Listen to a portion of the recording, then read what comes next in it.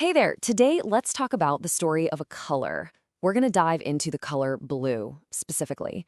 And we're going to see how a simple color can get woven into the fabric of our lives. How it ends up holding memories, feelings, and these little pieces of who we are. So let's get into it. So let me ask you something. It's one of the first questions we ever learn to answer, right? What is your favorite color? Just take a second and think about it. Is it blue? Red? Maybe green? And here's the real question. Do you know why? Because that why, well, that's where the story really begins. See, long before we're paying attention to what's trendy, our favorite colors often come from these deep down feelings and connections we made when we were kids.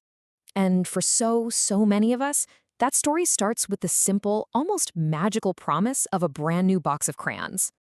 Oh, you remember this, don't you? The big one, the 64 count box, and the best part, that incredible built-in sharpener on the back. It felt like you had every color in the entire world, right at your fingertips.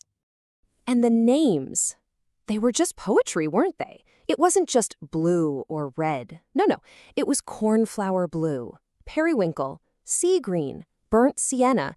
For the person whose story we're following, the favorites were always those shades of blue and green, a preference that stuck with them their whole life. And that kind of preference usually starts building from what we see all around us. The colors we fall in love with inside are often the ones we first spotted outside in nature. And isn't this so true? Especially for blue and green. I mean, think about it. The way the color of water shifts from green to blue as the light changes, or how a summer sky can look almost greenish blue right at the horizon. They just melt into each other. And then you get moments like this one. Just look at that powerful, moody blue. The source describes it as a deep indigo sky, all mixed with gray, right before a storm rolls in. It's the same kind of color you might find in a lavender field when the sun is setting. Just beautiful. But blue in nature isn't always so moody, right? Sometimes it's just explosive. Take the bluebonnets in Texas every year. The story here is of these rolling hills just covered in a royal blue so bright that families would come from all over every spring just to take pictures in them. But color doesn't just live in a crayon box or in nature. It becomes a huge part of our family story, embedded in the objects we own, the gifts we give, and the moments we share together. So, picture this. As a teenager, the author started a hope chest. That old-fashioned tradition of gathering things for a home you'll have someday. And what were the very first things they collected? These beautiful blue transferware dishes. A whole dream for the future, painted in blue. And this is how a color gets tied to a person. This specific shade of Wedgwood blue, it's almost a periwinkle. It wasn't just a color. For the author, it was the vase. The one that always had a special spot in their mother's bedroom. Sometimes a color gets locked in with a sense, like a smell. This amazing cobalt blue bottle was a birthday gift for a grandmother.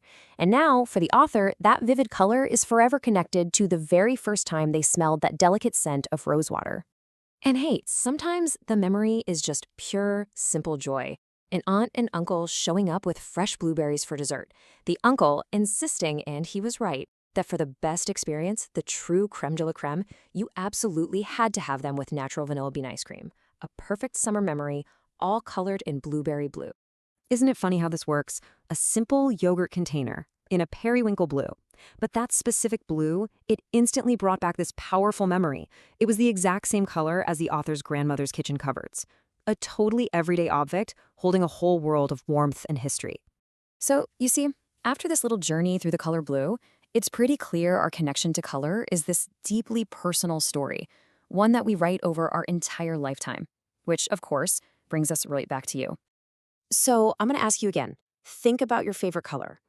What stories does it tell? Who does it remind you of? What places or feelings does it bring up for you? What's your color story?